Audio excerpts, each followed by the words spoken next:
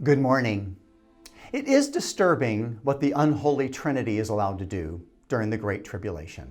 The dragon, Satan, the beast, the Antichrist, and his PR man, the false prophet, will deceive the whole world into thinking that the Antichrist is God in flesh, come to dwell among us like Jesus. Remember, he mimics Jesus.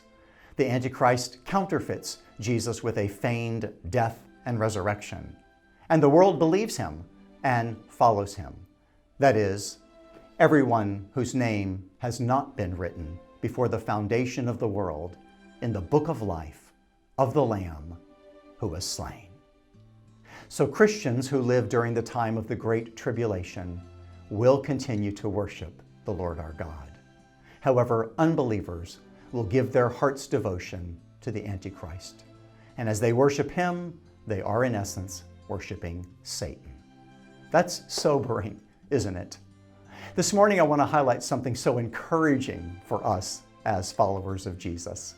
In Revelation 13, verse 5, it speaks of the blasphemous beast who, are you ready, was allowed to exercise authority for 42 months. Then in verse 7, also it was allowed to make war on the saints and to conquer them.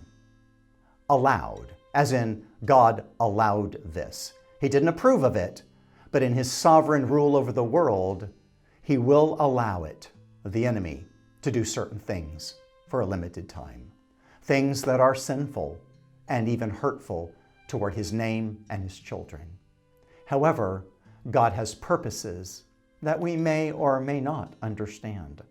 Our part is to trust him, to have faith, and to remember that in the end, once God's divine purposes have been fulfilled for everything he has allowed, he will bring all things to his planned conclusion.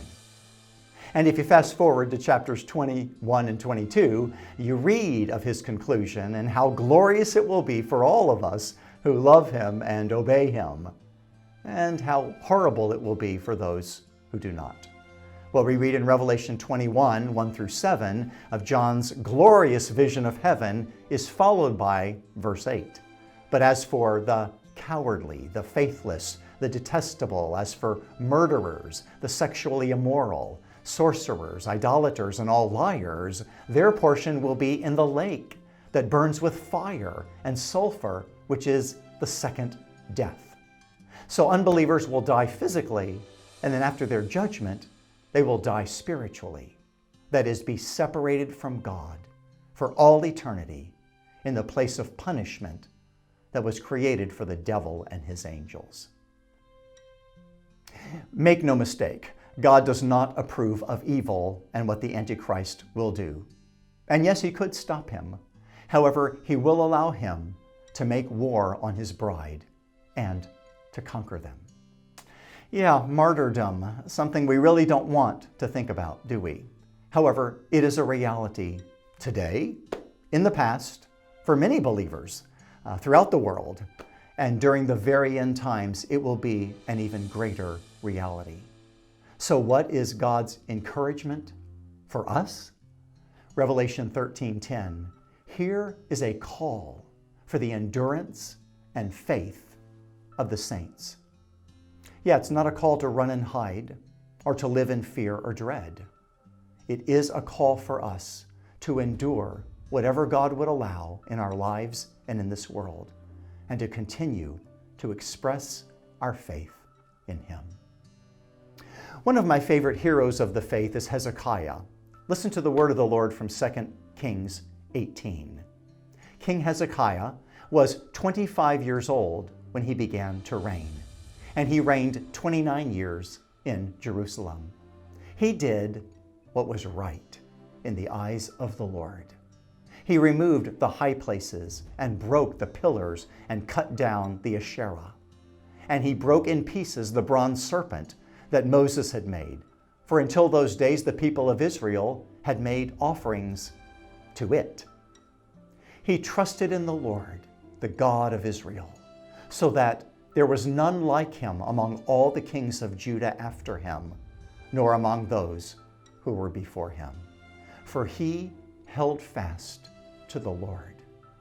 He did not depart from following him, but kept the commandments that the Lord commanded Moses.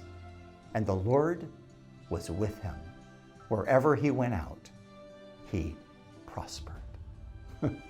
May that be so with us, even today. Let's close in prayer. Oh Lord, thank you for Hezekiah's example of faithfulness, the grace that he received from you to walk faithfully with you. Today, may we receive your grace and walk faithfully with you. And whatever the future may hold, thank you that we will always be able to trust you for whatever you may allow. Thank you for your constant watch care over us and your eternal plans for us. Now continue. God bless you.